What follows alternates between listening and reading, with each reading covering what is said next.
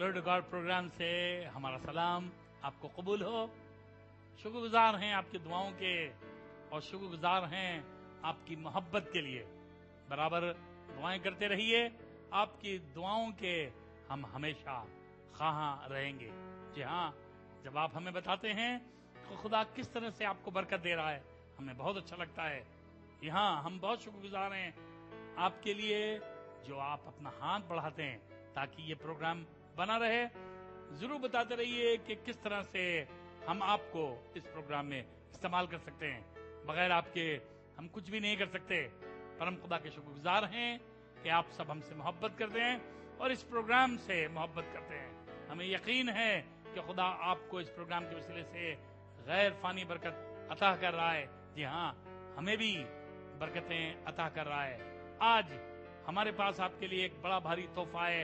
यानी आज फिर हम पास्टर अरुण माइकल लाल को आपके दरमियान पेश कर रहे हैं। खुदा का ये खादिम जिसको खुदा ने तमाम दुनिया में इस्तेमाल किया है, आज आपसे बातें करेगा। हमें यकीन है कि पास्टर अरुण माइकल आपसे बातें करेंगे तो खुदा आपको गैरफानी बरकतें अता करेगा। जी हाँ, पेश खिदमत है पास्टर अरुण माइकल लाल इलाहाबाद से। प्रभु यीशु मसीह के मधुर, अद्भुत और सामर्थी नाम में एक बार फिर से ग्लोरी टू गॉड की ओर से आपका स्वागत करता हूं और एक बार फिर से अपने लिए आशीष की बात समझता हूं कि जीवते परमेश्वर के जीवित वचन को आपके साथ बांट सकूं। परमेश्वर के वचन में लिखा है, मनुष्य केवल रोटी से नहीं परंतु हर एक वचन से जो परमेश्वर के मुख से निकलता है जीवित रहेगा। यह वचन जीवनदायी वचन है। आइए परमेश्वर के वचन की तरफ चलें। रोमियो और उसका 8वां अध्याय अपनी और आपकी उन्नति के लिए हमने लिया है और उसके 31वें पद से देखेंगे, लेकिन 37वें पद को सबसे पहले आपके सम्मुख रखना चाहता हूं। ऐसा लिखा है, परंतु इन सब बातों में हम उसके द्वारा जिसने हमसे प्रेम किया है जयवंत से भी बढ़ करके हैं। ये बातें क्या है जिसमें पौलुस कह रहा है हम? कोई एक इंडिविजुअल की बात नहीं कर रहा है, किसी एक व्यक्ति विशेष की बात नहीं कर रहा कि कोई महान व्यक्ति है जो जयवंत से भी बढ़ करके है। हम बातें करें यूसुफ की कि यूसुफ जयवंत से बढ़ करके है, दाऊद की बात करें कि दाऊद जयवंत से बढ़ करके है, बाकी सब नहीं। पर पौलुस कलीसिया को लिखते समय यह कह रहा है, इन सब बातों में हम, we are more than conquerors in Jesus Christ, हम जयवंत से बढ़ करके हैं उसमें जिसने हमसे प्यार किया है। इसका मतलब विजय हमारी ताकत से नहीं है, विजय हमारी क्षमता से भी नहीं है और विजय हमारी योग्यता से भी नहीं है, विजय हमारी महानता से भी नहीं है, विजय हमारी पवित्रता से भी नहीं है, क्योंकि सबने पाप किया और परमेश्वर की महिमा से रहित हैं। तो विजय है किसमें? विजय है परमेश्वर के प्रेम के द्वारा। क्योंकि परमेश्वर ने आपसे और हमसे प्यार किया है, इसलिए वो चीजें जो बहुत से लोगों को नाश कर देती हैं, हम उनसे उबर करके आते हैं और विजय दिखाते हैं। क्योंकि परमेश्वर का प्यार है जिसने गरीबी को हम पर राज करने नहीं दिया। यह परमेश्वर का प्यार है कि संसार की बदगोइयां या संसार के पाप हम पर राज्य नहीं कर पा रहे या हम उनके अधीन होकर नाश नहीं हो गए। और इसलिए victory is not because of what you can do, but victory is because of what Jesus has done on the cross. Yeshu Masih के खून और उसकी मोहब्बत के द्वारा हम जयवंत से भी बढ़ करके हैं। परमेश्वर के लोगों, पूरे पवित्र शास्त्र में जो कोई जयवंत से बढ़ करके रहा है वो इसलिए क्योंकि परमेश्वर ने प्यार किया। यदि आप देखें, बाइबल में लिखा है यूसुफ के विषय में, यूसुफ व्यभिचार से बच गया, यूसुफ व्यभिचार में नहीं गया। हालांकि उसकी मालकिन जो उसके ऊपर ठहराई गई थी, उसने उसके ऊपर डोरे डालने की कोशिश करी, लेकिन यूसुफ व्यभिचार से बच गया। आप इसका राज जानना मांगते हैं? बाइबल में लिखा है यहोवा यूसुफ के संग संग था। यह नहीं लिखा कि यूसुफ यहोवा के संग संग था, यह था, लेकिन मोहब्बत यहोवा की थी, परमेश्वर की थी, जिसने यूसुफ को विजयी बनाया। इस संसार में दाऊद अपनी सामर्थ्य से विजयी नहीं बना, लेकिन परमेश्वर के प्रेम की वजह से विजयी बना है। अगर आप भी अपनी समस्याओं में नाश हो रहे हैं ऐसा लग रहा है कि आप किस तरीके से अपनी जिंदगी में विजय को हासिल करेंगे, तो आपको एक खुशखबरी देना मांगता हूं। एक परमेश्वर है जो आज भी आपसे प्यार करता है, गिरे हुओं से प्यार करता है। बाइबल में लिखा है यीशु मसीह के विषय की एक खास क्वालिटी, उसकी एक खास क्वालिटी को, उसकी खास आशीष की बात बाइबल में लिखा हुआ है, वो कुचले हुए सरकंडे को ना तोड़ेगा और धुआं देती बत्ती को ना बुझाएगा। ये क्या बात है? ये साधारण सा ये है कि अगर मैं कुचला हुआ सरकंडा हूं, यदि मैं अपनी क्षमता में कमजोर ही सही, लेकिन परमेश्वर फिर भी मुझको उठा करके अपनी मोहब्बत में खड़ा करेगा। अगर विश्वासियों की लिस्ट में जो इब्रानियों में उसके 11वें अध्याय में है और 12वें अध्याय में भी विश्वास का जिक्र है, ये वो लोग नहीं है जो अपनी क्षमता से कुछ बन पाए हैं, पर ये वो हैं जिन्होंने परमेश्वर के प्रेम में होकर के कुछ हासिल किया है। एक छोटा बालक था शमूएल, उसकी अपनी कोई क्षमता, अपना ज्ञान नहीं था, लेकिन एक दिन परमेश्वर ने मंदिर में उससे मुलाकात करी। यह परमेश्वर का प्यार था शमूएल के प्रति। और शमूएल जो कुछ भी बना, पहले शमूएल उसके दूसरे अध्याय में लिखा है, दान से लेकर बेरशेबा तक शमूएल प्रसिद्ध होने लगा। शमूएल इतना प्रसिद्ध क्यों हो रहा है? एक छोटा सा बालक अचानक इतनी प्रसिद्धि कैसे हासिल कर रहा है? उसने कैसे विजय हासिल करी? तमाम परिस्थितियों पर, जिन परिस्थितियों में होकर के पल रहा था, वो अच्छी परिस्थितियां नहीं थी, मां बाप साथ नहीं थे, एक ऐसे मंदिर में पल रहा था जहां पे जो याजक का काम कर रहे थे उनके विषय में लिखा है एली के बेटे तो लुच्चे थे। पर शमूएल कैसे पवित्रता में बना रहा? क्योंकि एक परमेश्वर था जिसने निर्णय किया कि मैं शमूएल को खोजते खोजते शमूएल के पास आऊंगा। It was God's love for Shamuel, it was God's love for the people of Israel. Israel को एक भविष्यवक्ता चाहिए था और एक स्त्री को एक बेटा चाहिए था, और परमेश्वर ने दोनों को दिया। परमेश्वर अपनी इच्छा में मनुष्यों को चुनता है, मनुष्यों को निर्धारित करता है। और आपसे भी कहना मांगता हूं, अपने बल पर, अपनी सामर्थ्य पर, अपने ओहदे पर किसी तरीके से मत फूलिए, क्योंकि आपकी विजय का कारण कुछ और नहीं पर परमेश्वर की मोहब्बत है, परमेश्वर का प्यार है। और इसलिए 37वें पद में ऐसा लिखा हुआ है, परंतु इन सब बातों में हम उसके द्वारा जिसने हमसे प्यार किया है, हम जैवन से भी बढ़ करके हैं। बातें क्या थी ये जिसमें ये विजयी हुए? हो सकता है आप भी इन्हीं बातों से होकर के गुजर रहे हो और आपको भी लग रहा है, क्या मैं विजयी हो सकता हूं? क्या मैं जीत हासिल कर सकता हूं? क्या मैं भी इस विजय को जो बहुत से लोगों ने हासिल करी, क्या मैं हासिल कर सकता हूं? जी, परमेश्वर के वचन में लिखा हुआ है कुछ इस तरह से, 35वें पद से ऐसा लिखा है, कौन हमको मसीह के प्रेम से अलग करेगा? क्या क्लेश या संकट या उपद्रव या अकाल या नंगाई या जोखिम या तलवार? क्या इनमें से कुछ भी आपके खिलाफ आ रहा है? क्या तलवार आपके खिलाफ उठ रही है? दुश्मन आपके खिलाफ तलवार लेकर के खड़ा है कि कब आपको पाए और फाड़ खाए। क्या आप किसी जोखिम में हैं? बहुत से लोग जोखिम में थे। दाऊद अपनी जिंदगी के जोखिम में था, क्योंकि राजा और राजा की सेना उसको मारने के लिए पीछे लगी हुई थी। जोखिम सबके पास बहुत सा था।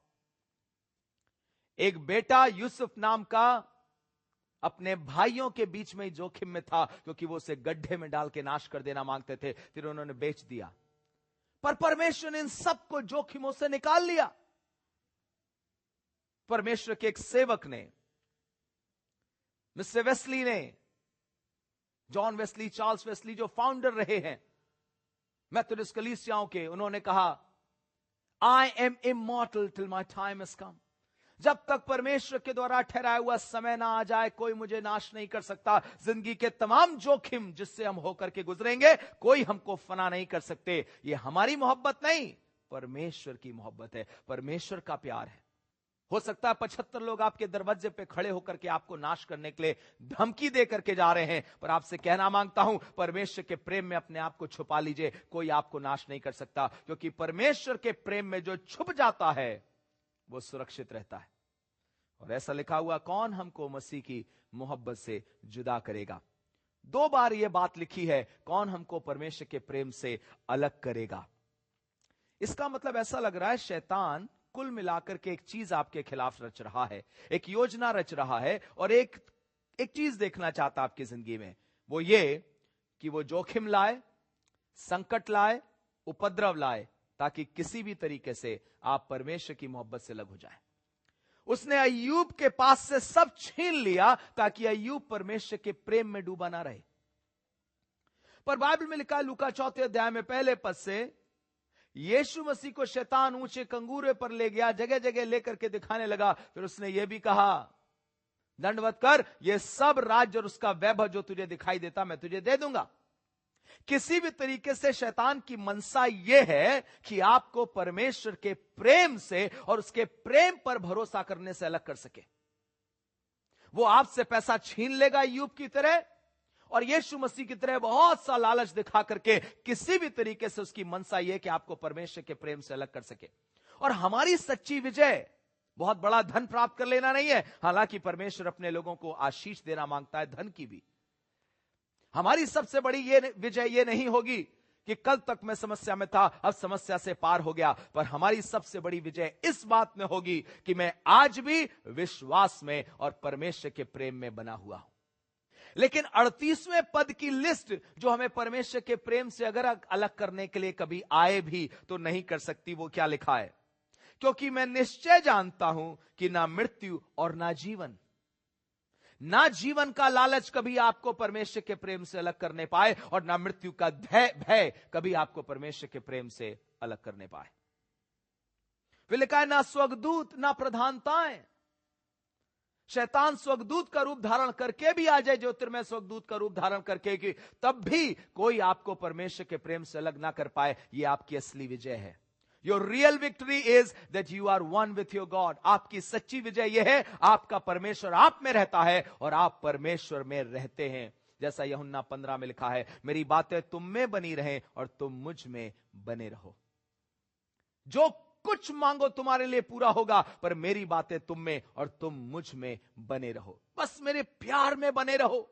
अपने समय पे मैं सब कुछ पूरा करूंगा, यह परमेश्वर का वादा है। लेकिन कह रहा है विजय हासिल करना मेरे प्यार के कारण, मेरे प्यार में बने रहना।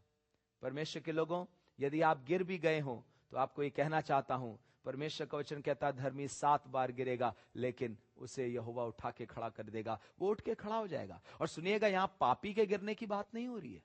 ये नहीं लिखा कि पापी 7 बार गिरेगा, लेकिन लिखा अगर धर्मी भी 7 बार गिरेगा यहोवा उसे उठा के खड़ा करेगा। यशाया 59 अध्याय उसके पहले पद में लिखा हुआ है, यहोवा का हाथ इतना छोटा नहीं हो गया कि वो तुम्हारा उद्धार ना कर सके, पर लिखा हुआ तुम्हारे अधर्म के कामों ने तुमको उससे अलग कर दिया है। परमेश्वर आपसे अलग नहीं जाता, पर हम अपने आप को परमेश्वर से अलग कर देते। सो करना क्या है? परमेश्वर के प्रेम में बने रहें। शैतान क्यों आपको परमेश्वर के प्रेम से अलग करना चाहता है? मालूम क्यों? सुनिएगा, जब पति पत्नी प्रेम में एक होते हैं तो वो पैदा करते हैं, आशीषें पैदा करते हैं, वो सामर्थी हो जाते हैं। सबोपदेशक 3:9-12 में लिखा है, 1 से 2 भले हैं क्योंकि उनकी मेहनत का अच्छा फल मिलता है। शैतान भी जानता है जिस दिन आप परमेश्वर के साथ होकर काम करने लगेंगे आप सामर्थी हो जाएंगे। कमजोर गिदोन अपने लोगों को मिद्यानियों के वश से छुड़ाने में सफल हो जाएगा। शैतान जानता है आप अकेले कमजोर हैं, लेकिन परमेश्वर के साथ आप सामर्थी हैं, इसलिए आपको परमेश्वर के प्रेम से अलग करना चाहता है। आज क्या है इस बात की चिंता मत करिएगा, लेकिन आज सुबह जब आप इस वचन को सुनते हैं, आज के दिन जब आप इस वचन को सुनते हैं, तो आप ये कहिएगा, प्रभु मैं आपके प्रेम में बना रहना चाहता हूं, क्योंकि वही तो मेरी सामर्थ है, वही तो मेरी विजय है। आपके प्रेम की वजह से ही मैं विजयी होता हूं। शैतान को यह मालूम है जिस दिन सैमसन और परमेश्वर एक हो जाएंगे पलिश्ती हार जाएंगे। शैतान को यह मालूम है कि मैं किसी तरीके से इसको परमेश्वर से दूर कर सकूं तो मैं इसको अंधा कर सकता हूं। मैं आपसे कहना मांगता हूं परमेश्वर के लोगों, शैतान आपके पैसे के पीछे नहीं पड़ा है, लेकिन वो सब कुछ करना चाहता है किसी तरीके से आपको परमेश्वर के प्रेम से अलग कर सके। और जब आप परमेश्वर के प्रेम में बने रहेंगे अय्यूब के समान, अय्यूब 19वें अध्याय में 25वें पद में लिखा है, मेरी खाल के नाश हो जाने के बावजूद मैं अपने परमेश्वर का दर्शन करूंगा, मेरी आंखें उसको देखेंगी, बेगाने की नहीं। और मैं तो निश्चय जानता हूं कि मेरा छुड़ाने वाला जिंदा है। मेरा विश्वास मेरे परमेश्वर पे आज भी अटल है, मैं विश्वास से हटा नहीं। और परमेश्वर का प्रेम मेरे प्रति आज भी अटल है, वो कम नहीं हुआ। आपका विश्वास और परमेश्वर का प्रेम मिलके असंभव को संभव कर देता है। जिस दिन आप विश्वास करने लगेंगे परमेश्वर के प्रेम पे और परमेश्वर का प्रेम आपको घेर लेगा, तो कुछ भी आपके लिए असंभव नहीं होगा। परमेश्वर आज भी उतना ही प्रेमी है जितना कल था। वो आपके आसपास ही है। प्रकाशित वाक्य 3:19-20 में ऐसा लिखा है, देख मैं दरवाजे पे खड़ा खटखटाता हूं, मैं खटखटा रहा हूं, तू नहीं। अगर तू द्वार खोलेगा तो मैं तेरे भीतर आकर तेरे साथ भोजन करूंगा। परमेश्वर कह रहा है, क्या तू मेरे लिए द्वार खोलेगा? मैं तुझसे प्यार करता हूं। Friends, God is love. परमेश्वर प्रेम है। It is all about God's love. परमेश्वर के प्रेम के विषय में सब कुछ परमेश्वर के प्रेम के विषय में है। आप उसके प्रेम को अच्छी तरह से जान लें। मैं आपको सच बता रहा हूं, जब आपका विश्वास परमेश्वर पर होगा, उसके प्रेम पे होगा और परमेश्वर का प्रेम आपसे मिल जाएगा, कुछ भी कमजोरी आपके अंदर नहीं रह जाएगी, कुछ असंभव आपके लिए नहीं रह जाएगा। क्योंकि परमेश्वर के वचन में साफ साफ लिखा है, उसने जिसने हमसे प्रेम किया है, हम उसमें जैवन से भी बढ़ करके हैं। कौन हमको मसीह के प्रेम से अलग कर सकता है? कोई नहीं, कोई नहीं। ये मसीह का प्रेम है, मेरा प्रेम नहीं है। एक बच्चा अपने माता पिता के हाथ को थाम करके चलता है, चॉकलेट टॉफी देख करके उसका हाथ छूट सकता है, कहीं जा सकता है, लेकिन एक मां अपने बच्चे को साथ रखती है, कितना कुछ देख ले लेकिन अपने बच्चे के हाथ को छोड़ती नहीं है। आपका हाथ परमेश्वर के हाथ में, परमेश्वर ने थामा है, उसने पहल करी है, आपने पहल नहीं करी है। यह परमेश्वर का प्रेम था कि उसने प्रभु यीशु मसीह को पृथ्वी पर भेजा, क्योंकि वो आपसे प्यार करता है। यही विजय तो आपकी, यही प्यार तो आपकी जीत का कारण है। उसी प्यार में बने रहिए। आज कुछ मत करिए, सिर्फ इतना कहिए, हे परमेश्वर, मुझे मालूम है आप मुझसे प्यार करते हैं, मैं इसी प्यार में बना रहना मांगता हूं। शैतान आपको परमेश्वर से अलग करना चाहता है, सिर्फ परिस्थितियां आपको परमेश्वर से अलग करना चाहती हैं। नंगाई, कंगालपन, जोखिम, तलवार आपको परमेश्वर से अलग करना चाहते हैं। हो सकता है प्रधानताएं भी आपको परमेश्वर से अलग करने के लिए जुट जाएं, लेकिन कौन मुझको मसीह की मोहब्बत से जुदा करेगा? जयवंत लोग वो नहीं हैं जिन्होंने हमेशा परफेक्टली अच्छा काम किया है। जयवंत वो हैं जिन्होंने परमेश्वर के प्रेम पर भरोसा किया है कि परमेश्वर अपने प्रेम के कारण सब कुछ मेरी जिंदगी में पूरा करेगा। अंतिम बात कह करके मैं खत्म करना चाहता हूं। यह परमेश्वर का प्रेम था जिसने आदम के लिए वस्त्र का इंतजाम किया। यह परमेश्वर का प्रेम था जिसने इज़राइल के लिए भविष्यवक्ता का शमूएल के रूप में इंतजाम किया। यह परमेश्वर का प्रेम था कि अपने लोगों को अच्छी तरह से चरवाही करने के लिए उसने दाऊद जैसे अच्छे दिल के राजा का इंतजाम किया। यह परमेश्वर का प्रेम था कि गलतियों 4:4 के मुताबिक उसने अपने पुत्र प्रभु यीशु मसीह को पृथ्वी पर भेज दिया। उसने खुद ही कहा है, मैं तुम्हें कभी ना छोड़ूंगा, ना कभी त्यागूंगा। यह परमेश्वर का प्रेम है। उसी प्रेम में खो जाइए, उसी प्रेम में डूब जाइए। कोई चीज आपको नाश नहीं कर सकती, कोई चीज आपको हरा नहीं सकती। अंत में आप देखिएगा परमेश्वर का प्रेम आपको विजयी करेगा। परमेश्वर आपको बहुतायत से आशीष दे। जी हाँ, बड़ी खूबसूरती से पास्टर अरुण माइकल लाल ने रोमियो किताब उसके 8 बाब की 37वीं आयत आपके दरमियान रखी। जहां हकीकत में पौलुस ने अपनी जिंदगी के तजुर्बे को इन आयतों में बयान किया है।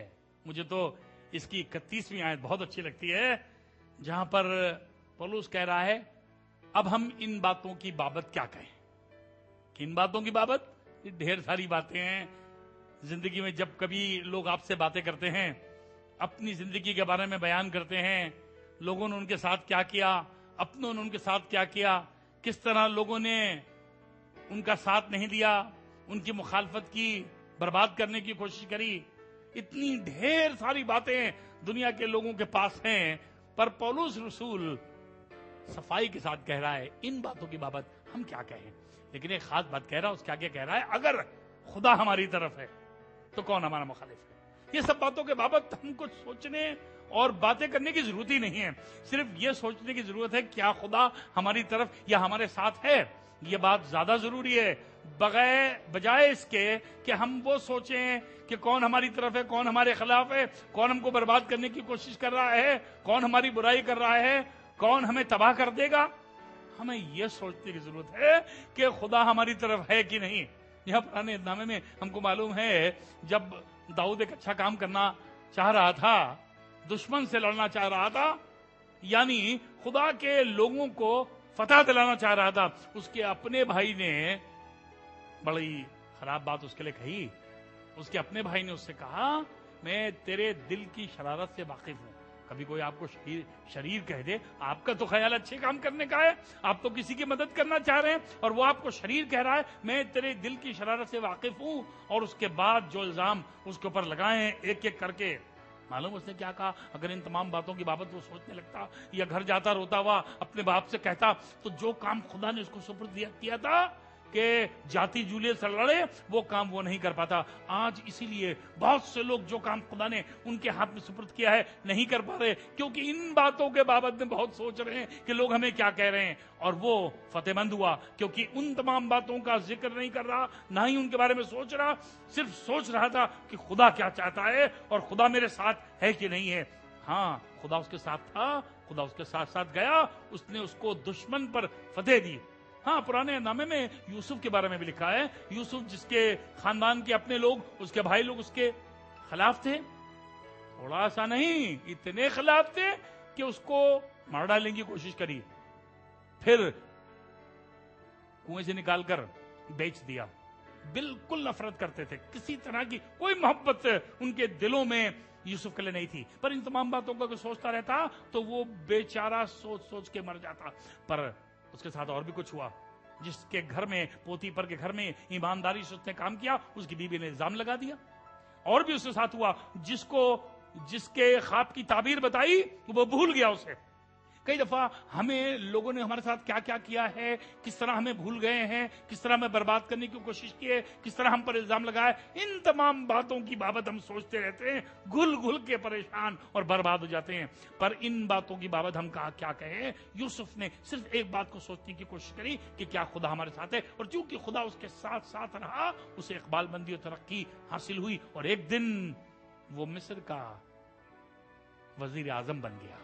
उसके पास अख्तियार था, उसके पास वो अंगूठी थी जिस पर वो मुहर कर सकता था किसी भी नविश्ते पर, और वो बात पूरी हो सकती थी। ये अख्तियार कहां से मिला? ये अख्तियार क्यों मिला? इतना बड़ा शख्स क्यों बन गया? क्योंकि इन बातों की बाबत वो कुछ नहीं कहना चाहता था, सिर्फ ये जानना चाहता था कि खुदा हमारे साथ है कि नहीं। खुदा के लोगों, आप कहीं से भी ये आवाज क्यों ना सुन रहे हो, हम सिर्फ ये चाहते हैं कि आप लोग क्या कह रहे हैं, चारों तरफ दुनिया में क्या हो रहा है, जापान में क्या हो रहा है, अमेरिका में क्या हो रहा है, फ्रांस में क्या हो रहा है, कितने लोग आपको बर्बाद करना चाहते हैं। इन तमाम चीजों की बाबत ही नहीं सोचते रहिए, बल्कि ये सोचिए क्या खुदा हमारी तरफ है, क्या हमने खुदा को खुश किया है, क्या हम खुदा की मर्जी पर चल रहे हैं। अगरचे खुदा हमारी तरफ है तो आप भी कह सकेंगे पौलुस रसूल की तरह कि अगरचे खुदा हमारी तरफ है तो कौन हमारे खिलाफ है। दुनिया का कोई शख्स आपके खिलाफ खड़ा नहीं हो सकता, क्योंकि आसमान का खुदा खुद अकेला है। खुदावंद यीशु मसीह ने वादा किया है आपसे और मुझसे कि लो, जमानों के आखिर तक मैं तुम्हारे साथ रहूंगा। खुदा आपको तौफीक दे कि आप कह सकें कि खुदा हमारी तरफ है। आइए हम दुआ मांगे। प्यारे खुदावंद, हम तो से दरख्वास्त करते हैं कि आवाज आम और खास दुनिया के किसी भी कोने से सुन रहे हो, उनको तौफीक दे कि वो भी अपनी जिंदगी के अंदर तय करें कि उन तमाम बातों की चीजों की फराक में नहीं रहेंगे, और न उन तमाम बातों के बाबत में सोचेंगे या बात करेंगे, बल्कि ये जानना चाहेंगे कि तू उनसे खुश है कि नहीं। खुदा बाप, अगर तू हमारे साथ है तो कौन हमारा मुखालिफ है। ये बात हमारे दिल पे जम जाए, हमारी मदद कर। खुदावंद यीशु मसीह के नाम से मांगते हैं, आमीन। Glory to God, glory to God.